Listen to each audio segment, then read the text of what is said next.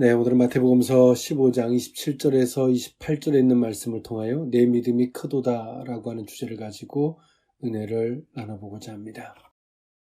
인간이 죄악을 범하고 타락한 이후에 인간에게 절실히 요구되어지는 것이 하나가 있었는데 그것이 뭐냐면 믿음이라는 영역입니다.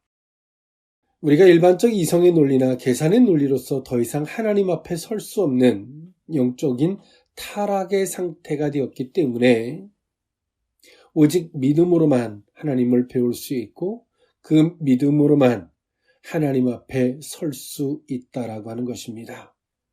하나님은 지금도 그 믿음 있는 자를 찾고 계시고 그 믿음 있는 자에게 하나님은 상 주시기를 거절치 아니하시는 하나님이신 줄 믿습니다. 네, 오늘 이 본문에 있는 말씀, 예수님은 가나안 족속 이방의 여인을 만나면서 그 여인의 딸을 치료한 사건이 오늘 이 본문에 있는 말씀입니다. 가나안 족속은 이방인들 중에서도 유대인들에 의해 가장 천대받던 민족이었습니다. 그런데 예수님께서는 바로 이와 같은 가나안 여인에게 놀라운 은혜와 구원의 은총을 베푸신 것은 오직 그녀가 가진 구원의 은혜를 갈망하는 믿음 때문이었습니다. 이 사건은 그리스도에 대한 믿음을 통해서 세상 모든 민족이 구원을 얻게 되는 메시아 시대의 도래에 대한 또 다른 증거 예시이기도 하였습니다.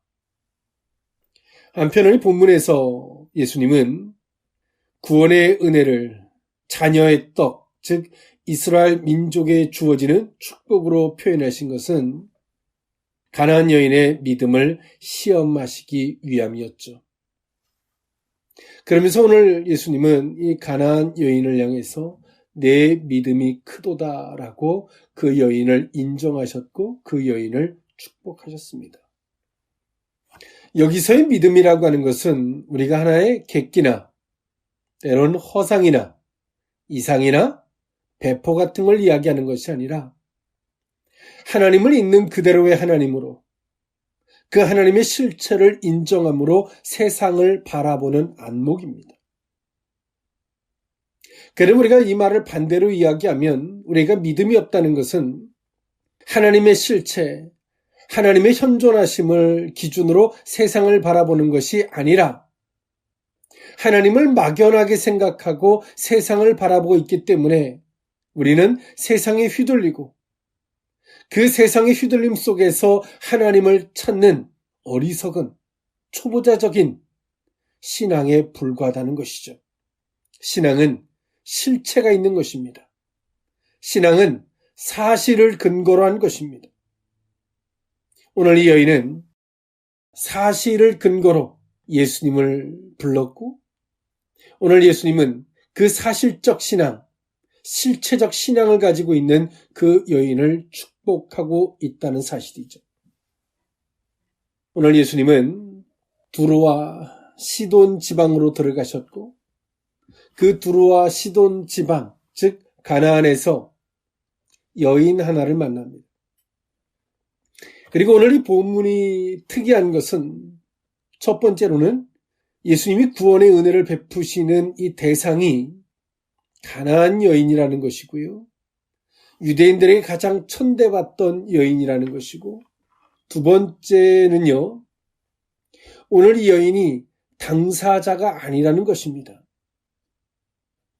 오늘 이 여인의 자식이 딸이 흉악한 귀신에 들렸고 오늘 이 당사자가 아니었던 오늘 그 어미가 예수님 앞에 나와서 사정하고 있는 구원의 은혜를 베풀어 주시기를 갈망하고 있다라고 하는 것이 두 번째 특이한 사항입니다. 오늘 이처럼 오늘 이 본문은 이 두 가지의 축소된 이 의미, 이를 통해서 우리에게 말씀하시는 것이 있죠. 그것이 뭐냐면 예수님이 이 땅에 오신 것은 혈육적 그 혈통으로 오셨다라기보다는 믿음의 주제로 오셨다라고 하는 것과 두 번째, 오늘 예수님은 그 대상이 누구냐일지라도 때론 내가 당사자인데 내가 아닐지라도 내 어미 또 내 주변에 있는 사람일지라도 그들의 믿음에 의해서 그 당사자에게 구원의 은혜를 베풀어 주시는 그 믿음과 그 은혜의 확장성을 말씀하고 있는 것이 오늘 이 본문이 가지고 있는 특이사항이라 할 수 있을 것입니다. 오늘 예수님은 이 여인에게 말씀하시죠. 내 믿음이 크도다. 오늘 유대인들은 하나님에 대한 실체보다는 하나님을 끊임없이 가공한 그 가공한 것을 그들은 믿었습니다. 하나님께서 모세를 통해서 율법을 주었지만 이 장로들을 통해서 율법을 재해석했고 재해석한 그 가공된 것을 그들은 믿어요. 그러다 보니까 점점점 하나님과 멀어지는 것이죠. 예수님의 제자들도 마찬가지입니다. 실질적인 예수님이 계시지만 그들은 예수님이 누군지는 전혀 생각하지 않은 채 자신들 머릿속으로 추측하고 예측하고 이럴 거야 저럴 거야 그 자신의 상상 속에서 예수님을 가공하고 예수님을 따르는 겁니다.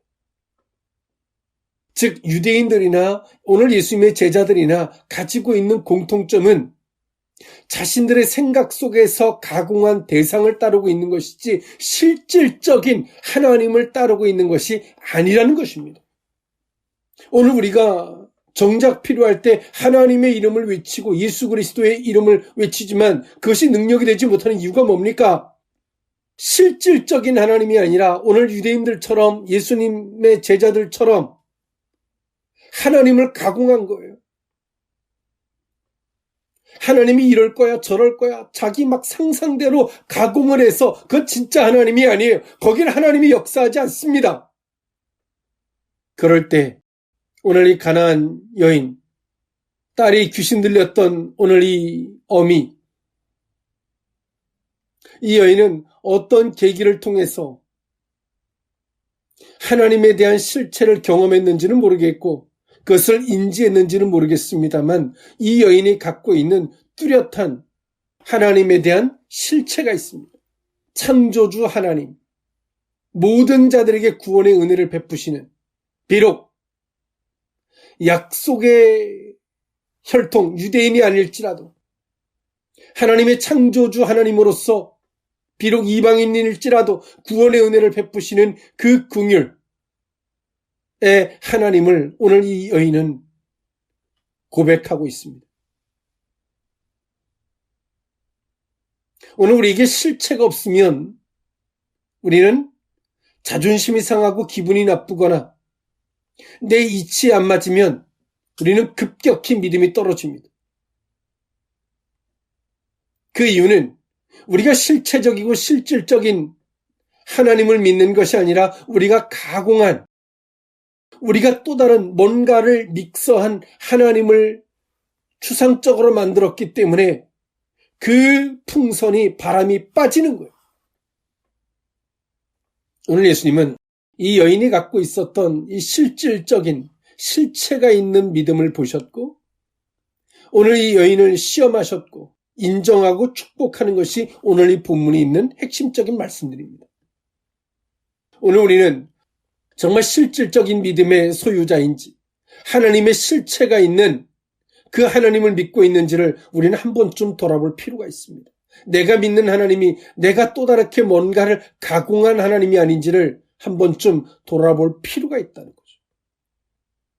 어떤 상황과 어떤 자극 앞에서 우리가 급격히 믿음이 실추되어지는 소유자라면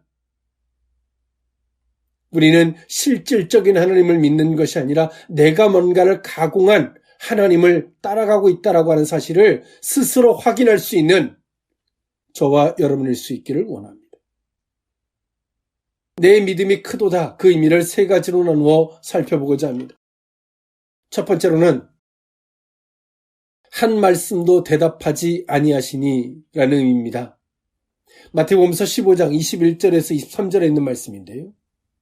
예수께서 거기서 나가사 두로와 시돈 지방으로 들어가시니 가나안 여자 하나가 그 지경에서 나와서 소리질러 이르되 주 다윗의 자손이여 나를 불쌍히 여기소서 내 딸이 흉악하게 귀신 들렸나이다 하되 예수는 한 말씀도 대답하지 아니하시니 제자들이 와서 청하여 말하되 그 여자가 우리 뒤에서 소리를 지르오니 그를 보내소서. 아멘. 예수님은 자신의 무리, 예수님과 제자들의 무리 뒤에서 따라오면서 부르짖는, 살려달라고 애원하는 그 여인을 향해서 예수님은 한 말씀도 대답하지 않으셨습니다. 도리어 제자들이 민망해했죠. 이때 당시에 가나안 족속은 팔레스틴의 원주민이었습니다. 그런데 이 마가복음서 7장 26절에는 헬라인이라고 표현하는데요. 이는 수로보니게 족속으로 나와 있습니다. 이 차이는 수로보니게는 그 당시의 지명이었고요. 가나안은 그 전에 명칭이었기 때문에 같이 혼용해서 사용했기 때문에 그렇습니다. 오늘 이 여인이 딸이 흉악한 귀신에 들렸습니다. 여기서 흉악하다라고 하는 것은 매우 위험한 귀신이 들렸는데 악한 귀신이 들려서 이제 딸의 목숨이 위태로운 상태를 가리키는 것입니다. 이 어미가 이 딸의 흉악한 귀신 들림으로 인해서 이것을 고쳐보려고 치유해보려고 여러 가지 노력을 다했겠죠. 그러나 이것은 영적인 영역이지 누가 의술로서 펼 수 있는 영역이 아니었을 것입니다. 이때 당시에 흉악한 귀신에 들리면 사람을 죽이는 것이 다반사였습니다마는 오늘 이 여인은 일반적 통상 개념을 따라가지도 않았고 예수님께 나옵니다. 예수님을 부를 때 선생님이라고 하는 표현을 사용하지 않고 마태복음서 15장 22절에 주 다윗의 자손이여 라고 표현합니다. 구원의 은혜를 베푸시겠다라고 하는 하나님의 약속. 이때 당시에도 이 가신론의 영향들이 있었거든요. 그런 신을 따라가지 아니하고 그 구원의 약속을 근거로 불쌍히 여김받기 위하여 오늘 이 여인은 예수님 앞에 나옵니다. 그리고 자신을 가리켜서 자신의 위치를 분명히 표출했는데요. 자신을 향해서는 이렇게 표출합니다. 나를 불쌍히 여기소서. 오늘 이 여인이 이것은 단순한 현명하고 똑똑했다라고 하기보다는 실체가 있는 실질적인 신앙의 소유자였다는 것입니다. 우리는 대충 살아가요. 하나님 그러면 하나님 우리를 지으셨지 이렇게 대충. 근데 이 여인은 하나님에 대해서 대충이 아닙니다. 이럴 거야 저럴 거야가 아니라 분명한 팩트, 분명한 사실, 그 진실을 근거로 그는 의식한다는 것입니다. 딱 봐도 이 여인은 합격점이에요. 실체가 있는 하나님, 사실을 근거로 한 하나님, 하나님께서 약속했던 그 약속을 근거로 한 하나님, 자신의 생각 따위가 들어간 게 하나도 없어요. 그리고 자신의 위치를 분명히 알아요. 근데 예수님은 한 말씀도 대답하지 않으십니다. 그 이유는 무엇일까요? 예수님이 이렇게 말씀하신 데는 복합적 의미가 있습니다. 예수님의 관점인데요. 이 여인이 고백하고 있는 이 부분에 대해서 분명히 더 또렷하고 분명해지기를 예수님은 원하셨고 바라셨던 것이 있고요. 또 반면에 오늘 이 말을 같이 듣고 있는 제자들에게 그 믿음이 무엇인지, 그 하나님을 어떤 의식으로 따라야 하는지, 실체를 근거로 한 신앙이 무엇인지를 오늘 이 제자들에게 말씀하시고 싶었던 것들이 복합적으로 있는 것입니다. 우리가 아무리 하나님을 불러도 하나님이 침묵할 때는 여러 가지 의미가 있어요. 그 첫 번째 의미는 말 같지 않아서 하나님이 침묵하시는 거죠. 두 번째, 하나님께서 침묵하실 때는 내가 믿지 못하고 계속 반복해서 물을 때 하나님은 침묵하세요. 더 이상 말씀하지 않으세요. 믿고자 하는 자에게 말씀하시죠. 세 번째, 하나님께서 어떤 말씀을 하셔도 그렇게 실행에 옮기지 않을 자에겐 또 침묵하세요. 네 번째, 하나님께서 침묵하실 때 우리의 진실의 여부를 보시기 위해서 침묵하세요. 진심인지를 보시기 위해서. 오늘 예수님은 이 여인을 향해서 침묵하신 것은 이미 진심인 걸 아시죠? 이 여인에게 이 믿음에 대해서 더욱더 확고한, 분명한 의식을 갖기를 오늘 예수님은 원하셨을 것입니다. 우리는 뭔가 확실하다고 생각해서 두 주먹 불끈 주고 시작하는데 뭔가 상대적으로 환경적으로 화답해주지 않으면 우리는 그 사실을 금방 왜곡시켜버립니다. 금방 놔버려요. 근데 오늘 이 여인은 자신이 믿고 있는 사실, 그 실체에 대해서 예수님이 침묵하시지만 이 여인은 그 사실과 실체에 대해서 흔들리지가 않습니다. 우리에게 2 더하기 2가 4라고 하는 것은 사실이죠. 그러나 이 사실이 왜곡되어질 때 우리가 2 더하기 2를 5라고 쫓아가고 2 더하기 2가 6이라고 쫓아가겠습니까? 옆에 사람들이 왜곡할 때 우리는 더욱더 우리 속에 무엇이 될까요? 2 더하기 2가 4라고 하는 것이 더욱더 강력한 우레와 같은 음성으로 우리 속에 불같이 이를 것입니다. 왜? 사실이니까. 그리고 또 그 사실을 믿는 것이니까. 그런데 우리는 환경이 침묵해주고 하나님께서 속히 이루어지지 않는 그 침묵이 따르면 우리는 사실을 우리 스스로 왜곡시켜버립니다. 내가 믿는 그 실체가 아닌 것처럼 갖다 버려버리는 거예요. 하나님이 침묵하고 계십니까? 정말 주께서 내게 왜 침묵하고 계신지를 우리는 한 번쯤 돌아볼 수 있었으면 좋겠습니다. 내 믿음이 크도다. 두 번째 의미는 자녀의 떡을 취하여입니다. 마태복음서 15장 24절에서 26절에 있는 말씀인데요. 예수께서 대답하여 이르시되 나는 이스라엘 집에 잃어버린 양 외에는 다른 데로 보내심을 받지 아니하였노라 하시니 여자가 와서 예수께 절하여 이르되 주여 저를 도우소서. 대답하여 이르시되 자녀의 떡을 취하여 개들에게 던짐이 마땅하지 아니하니라. 아멘. 오늘 예수님은 이 여인에 대해서 또 다른 시각에서 보면 시험이고요. 또 다른 시각에서 보면 그 약속의 대상이 누구인지를 말씀하고 있는 것입니다. 신앙의 초보자는 우리는 이렇게 말하죠. 시험이라고. 그러나 하나님의 그 깊으신 것까지라도 의식하고자 하는 자들에게는 시험이 아니라 하나님의 축복의 통로인 줄 믿습니다. 오늘 이 여인에게 말씀하세요. 나는 이스라엘 집에 잃어버린 양 외에는 다른 데로 보냄을 받지 않았다라고 말씀하십니다. 사실이기도 하지요. 근데 이 여인은 주저하지 않습니다. 예수님 앞에 절하면서 이 여인은 말합니다. 주여 저를 도와주소서라고 외칩니다. 예수님 한 말씀 더 하십니다. 자녀의 떡을 취하여 개들에게 던져줌이 마땅치 않다라고 예수님이 거두절미한 말씀을 하십니다. 오늘 이 여인은 이 말씀 앞에서 주저앉았을까요? 자신의 위치를 아는 사람은 주저앉지 않습니다. 오늘 예수님은 하나님의 이 약속이, 구원의 이 약속이 단순하게 유대인들에게만 국한된 것이 아니라 이 구원의 약속이 그 긍휼과 구원의 은혜를 바라는 모든 자들에게 열려 있음을 예수님 말씀하고 계시는 겁니다. 이 여인을 통해서 말이죠. 우리는 하나님을 너무나 좁게 의식하는 경향이 있습니다.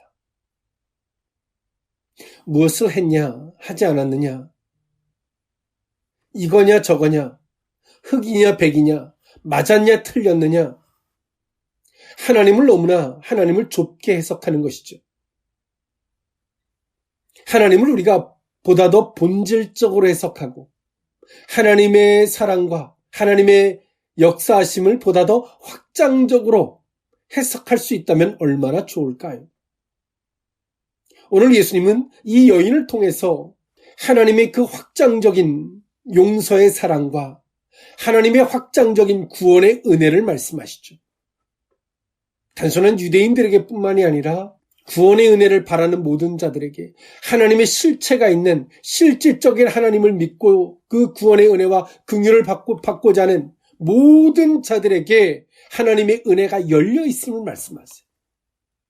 여인의 딸이 귀신이 들린 것은 분명한 이유가 있을 것입니다. 뭐 잘했던 잘못했던 분명히 이유가 있을 거예요.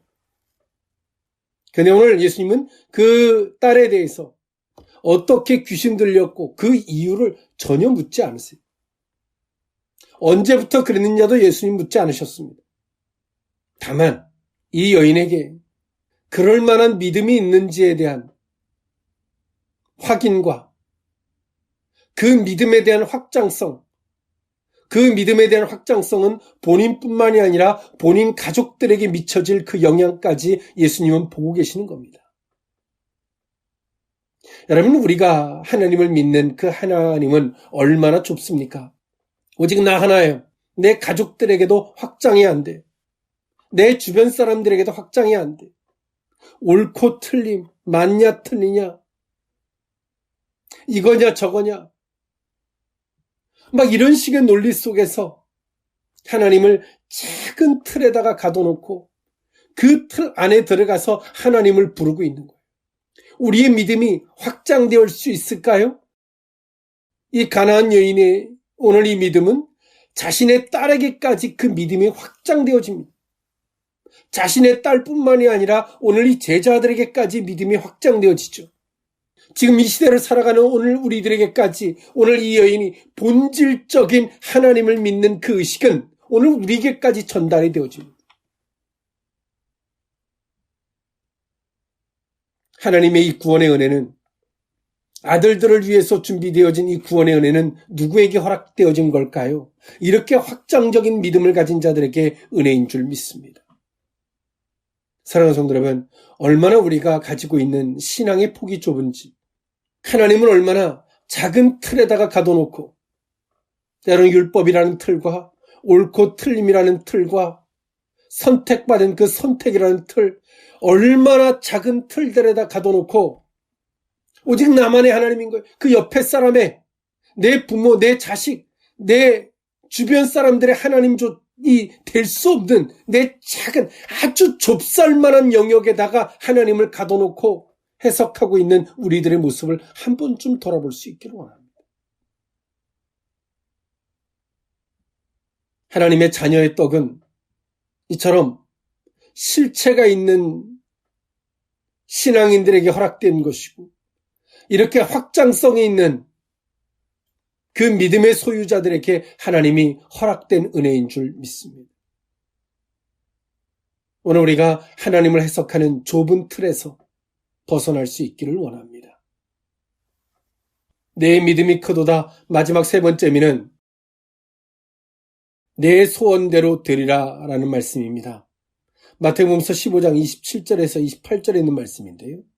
여자가 이르되 주여 올소이다마는 개들도 제 주인의 상에서 떨어지는 부스러기를 먹나이다 하니, 이에 예수께서 대답하여 이르시되 여자여 내 믿음이 크도다. 내 소원대로 되리라 하시니 그때로부터 그의 딸이 나으니라. 아멘. 예수님과 대화를 나누면 나눌수록 이 여인이 갖고 있었던 주옥 같은 믿음이 나옵니다. 이 여인은 유대인들이 지칭했던 개, 이방인이라는 표현, 그것을 다 알고 있고 자신을 개로 여기고 있었던 여인. 그러면서 오늘 이 여인은 표현하죠.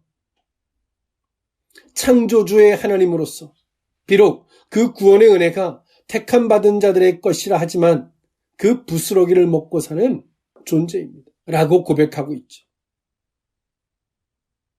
오늘 예수님은 이 여인에게 말씀하십니다. 그 딸을 치유해 준다.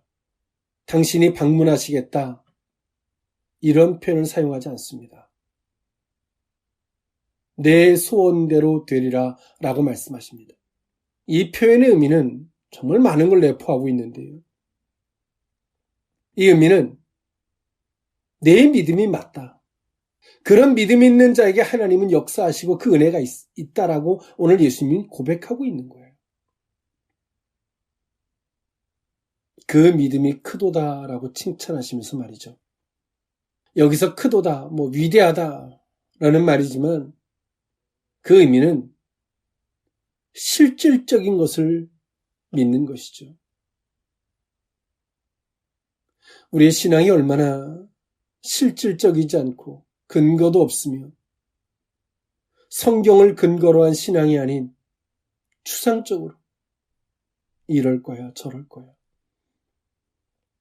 내 멋대로 하나님을 가공해놓고 본인만 죽는 게 아니라 확장적으로 다른 사람들까지 죽게 만드는, 소경이 되게 만드는, 어리석은 구렁이로 떠미는 이런 시대를 우리는 살아가고 있습니다. 오늘 이 말씀을 통해서 우리가 하나님의 이름과 예수의 이름을 부르지만 정말 그 예수님과 하나님에 대한 실체가 있는 사실을 근거로 한 하나님을 부르고 있는지, 그에 대한 확신이 있는지, 주께서 침묵하실 때 내가 믿는 사실에 대해서 더욱더 움켜쥐고 그것이 사실인 것에 대해서 말할 수 있는 자인지 돌아볼 수 있었으면 좋겠고, 하나님을 하나님으로 인정하는 자들은 자신의 위치를 압니다. 자신의 포지션을 압니다. 자신의 위치에서 자신이 마땅히 가져야 할 그 위치와 의식이 없으면 신앙생활이 행복하고 평안한 것이 아니라 매일같이 시험 들고 매일같이 감정이 상하고 자존심이 상하고 불만이 있는 삶을 살 수밖에 없습니다. 우리의 불만과 상처와 시험 앞에서 우린 말합니다. 항상 누군가의 대상이 있음을 말합니다. 누구 때문에 뭐 때문에 이런 것들로 인하여 이렇게 말하지만 그 모든 것들은 다 거짓입니다. 하나님 앞에 서 있는 자는 그 모든 것들을 비록 사람이 나를 후벼판다 할지라도 하나님 앞에서 그 의도와 뜻하심을 살피는 것입니다. 하나님 앞에 서 있는 존재가 아니라 사람 앞에 서 있기에 여기 가서 영향받고 저기 가서 영향받고 그러면서 말하죠. 누구 때문이다. 혼자 살아야죠. 그러면 어떻게 해요? 그 하나님을 좁게 해석해서 작은 틀에서 자신의 하나님만을 모시듯 그 하나님은 가짜입니다. 유대인들이 말했던 가공된 율법에 하나님을 가둬놨던 것처럼 우리도 그러고 있는 겁니다. 그러면서 나는 의로운 것처럼, 나는 거룩한 것처럼 우리의 믿음에 전혀 확장성조차 없는 존재로서 무엇이 잘못됐는지도 모르고 오늘 우리가 사실을 근거로 한 믿음, 성경을 근거로 한 신앙, 우리의 위치를 분명히 하는 이 신앙 속에서 오늘 예수님의 인정하심, 내 믿음이 크도다. 당연히 그런 자들에게 하나님의 이 모든 은혜가 허락되어지는 것이다. 내 소원대로 되리라. 이 은혜가 저와 여러분들의 몫이 될 수 있기를 원합니다. 기도하겠습니다. 살아야 하나님, 우리의 믿음이 하나님의 침묵 앞에 쉽게 돌아서버리고 말 어리석은 믿음임을 고백합니다. 작은 틀에 갇혀서 하나님이 그렇게 춤추어 주기를 바라는 어리석음도 용서해 주시옵소서. 실체가 있는 사실을 근거로 한 내 위치를 분명히 하는 그 믿음의 자리에 서기를 원합니다. 내 믿음이 크도다. 그 믿음대로 되는 역사가 있을 것이다. 그런 믿음의 소유자들에게 하나님의 큰 은혜가 있으리라고 당연히 그들의 것이다 라고 말씀하셨던 예수님의 그 말씀이 오늘 우리에게 임하게 하여 주옵소서. 축복하고 예수님의 이름으로 기도합나이다. 아멘.